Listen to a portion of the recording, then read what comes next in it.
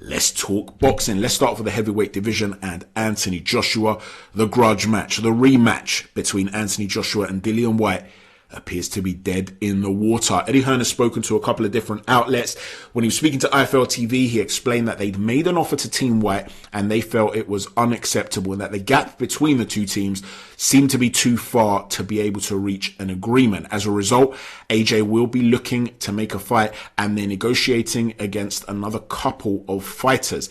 Now, according to the rumor mill online, it was a case of perhaps Dillian White pricing himself out of the fight. Then you saw counter rumors saying that no, it was Anthony Joshua being greedy and that he's very difficult to negotiate with and stuff like that. I can't possibly know. I'm not privy to the negotiations, obviously. But one thing that does appear to be needing to be nipped in the bud is the rumor that Dillian White had demanded £10 million. According to Eddie Hearn, when he spoke to Boxing Social, he said, and I quote, he never asked for 10 million, not sure where that came from, unquote. So that one can be nipped in the bud. Now, in terms of this fight itself, I personally was really excited for it. I think the decline of Dillian White has been greatly exaggerated. People talk about him like he's glass chinned now and that you just need to touch him and put him to sleep. I don't quite see it that way.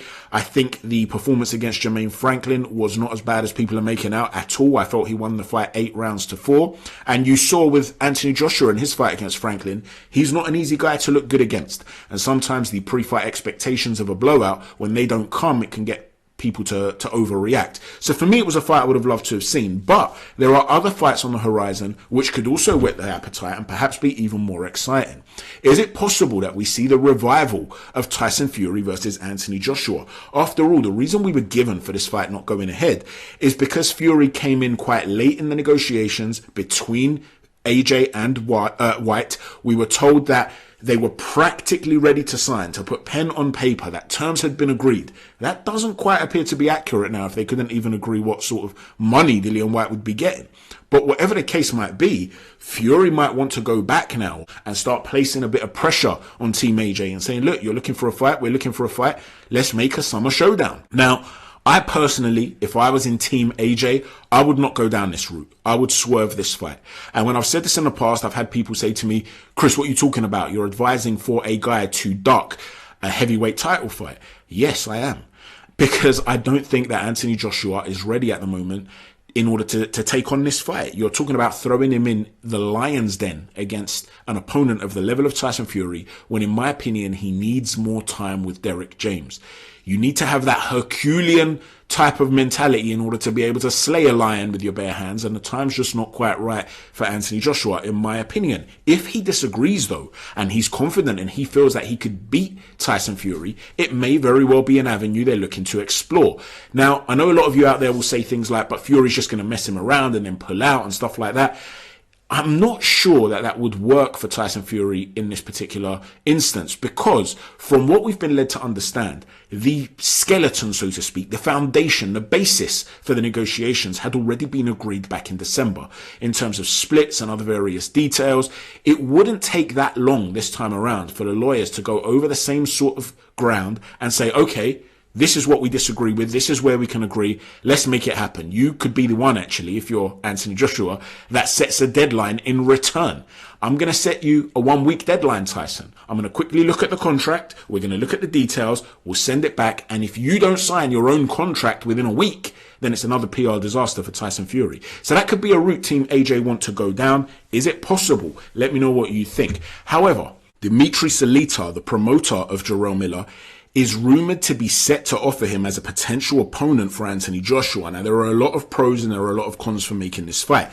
In terms of the cons, let's start off there. We know that he's failed numerous drugs tests and he's admitted to doing it. Many people feel as though he should be banned for life. The problem with doing that, of course, is that you would be retrospectively adding a sentence. Prior to that, there was no such law. So how do you ban someone for life? Nonetheless, from a moral perspective, there are many fans out there that feel he should be frozen out. And Eddie Hearn falls into the category of people that was saying he would never work with Jarrell Miller again. So from a PR perspective, he would look like a hypocrite. And following on from the Conor Ben saga, that could be too much PR damage for Matchroom to want to take.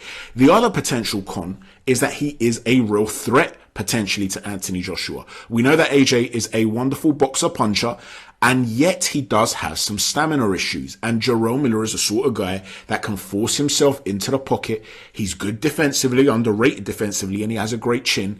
And he puts on that pressure. And he's using that big, broad frame of his to lean on you, to work the body, and he wears you down. If he's not been busted up or taken out in the first 8 or 9 rounds, and AJ's blowing hard in those championship rounds, the onslaught could be severe.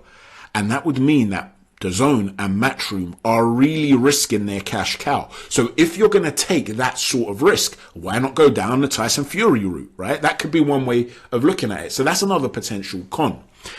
In terms of the pros, however, those things potentially could be countered. In terms of the PED use and stuff like that, he's never going to be tested the way he would be tested against Anthony Joshua. I mean, I would assume it would be near daily where the testing would take place. They would be seeking to catch this guy out, and they could have a backup plan, of course. They could have another heavyweight who would be on the undercard, and he'll be told if anybody gets injured or if somebody gets pulled out because they failed a test, you will be stepping up. So I'm sure they could have a backup plan like that. Additionally to that, there could be some friction between DAZN and Matchroom, because Matchroom will look at this from a PR perspective and say it's going to embarrass Eddie Hearn. But if you're DAZN, I mean, look at the history between these two guys and the trash talking and stuff like that. You just know that this would sell. You know it's going to capture the imagination. So it could be that DAZN turn around and say, actually, this fight appeals to us. It's one of those car crash TV style of things, and it's a really good fight too.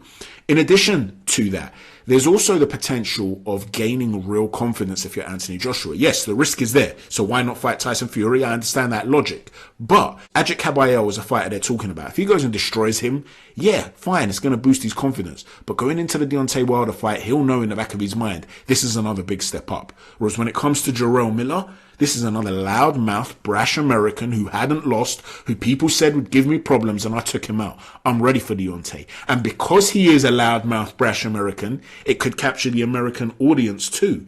And so it doubles up and works as great advertising for that second fight against Deontay Wilder. And before you make your decision on whether Anthony Joshua should take this fight or not, there was an interesting interview with ES News and Derek James.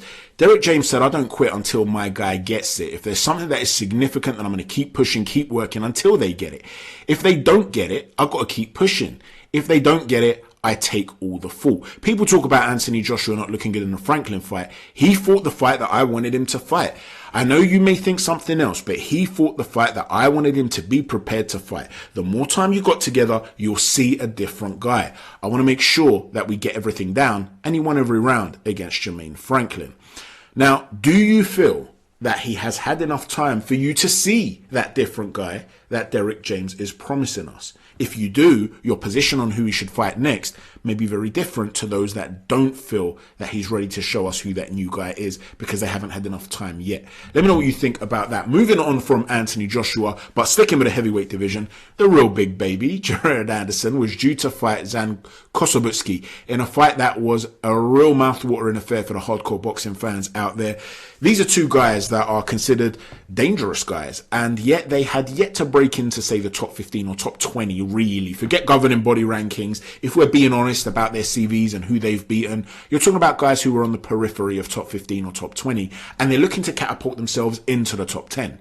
So what did? They agreed to fight each other. This is what warriors are supposed to do. Like the movie Highlander, they're looking to take out the opposition to absorb their special powers, and I have to have massive respect for them. Unfortunately, we're not going to get the fight because Kossobutskiy has had visa issues and will not be able to enter the United States. What a blow for the hardcore boxing fans out there. Hopefully this sort of thing can be rectified and we get to see him in the ring in future in the United States. But in the meantime, we're hearing that the late replacement on 11 days notice will be Charles Martin.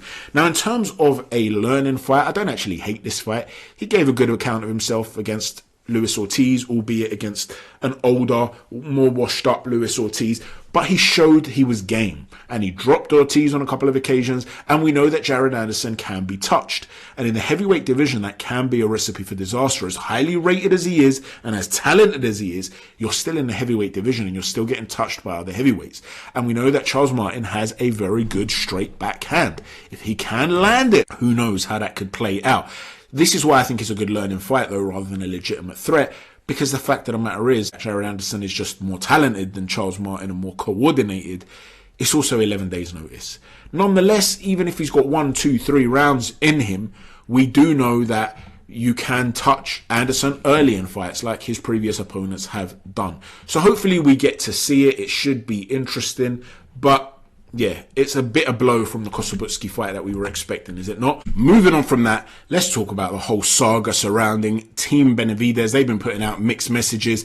You know, yesterday I was praising David Benavidez on Twitter and saying, look, I've been critical about him in the past because of his limited CV and saying that Canelo Alvarez has been ducking him. And if you really want to get that fight, you need to go out there and take risks. And when he decided he was going to fight Caleb Plant, I gave him major props. And then people started saying, well, now he's got to fight him. And I was saying, look, I understand that now he has a notable win on his resume, but there are other guys that have got notable wins on their resume too. They're also calling for Canelo Alvarez fights. You need to make yourself stand out. In my opinion, he still has to take another risk. Not that I'd hate it, of course, if Canelo was to have fought him. But if he really wants to make himself stand out, take a risk. And when it emerged that he was going to be fighting David Morrell, I was hugely praising of him on Twitter. And of course, I'm also praising of David Morrell. Just 9 fights in, he's looking for Benavidez. He's not looking to waste any time. He's taking risks too.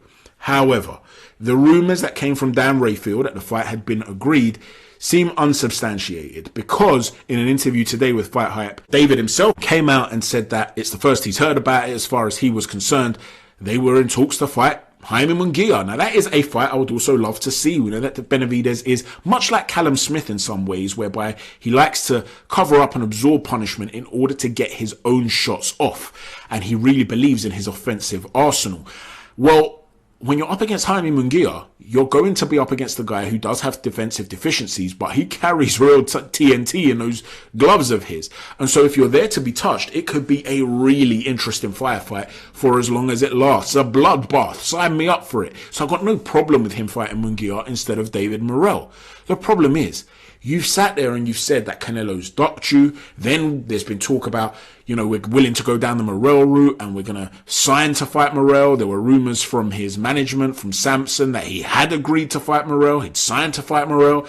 David Benavidez doesn't seem to have heard anything about that. There have been all these criticisms as well thrown their way that they gave Canelo like a 1 week's notice when it came to the offer that they'd made Team Canelo, when in reality, all along they'd signed to fight Morrell. And now we're hearing this. It just makes you dizzy. You really don't know what's going on. And another person who's had enough of it is Morrell himself. He put out a statement to say David Benavidez is a big B. His dad is a big fraud, always talking like he's some sort of tough guy, but he's a small man with little man complex. His brother wants to be gangster and he talks a lot of ish, but he got knocked out by Crawford and did a horrible job on the movie Creed. I actually found that funny. How salty is that to try and bring that up? He goes on to say the Benavidezes are a bunch of cowards. This is the guy you call a Mexican monster. He's a fraud. This is the guy that everyone's building up. I see a fat, insecure boy. That's what I see. Benavidez couldn't walk down the street in Cuba without getting his shoes taken. Funny he calls Canelo a duck. Who's the duck now? So Morrell is putting real pressure on Benavidez. What is going on in that division? Who are we going to see these guys fight next? Let me know what you think, ladies and gents, about all the topics we've spoken about here today. Please don't forget to hit a stiff jab on the like button, a right cross on the subscribe button, and an uppercut on the notifications button. Thanks for watching. Chat to you soon. Take care. God bless.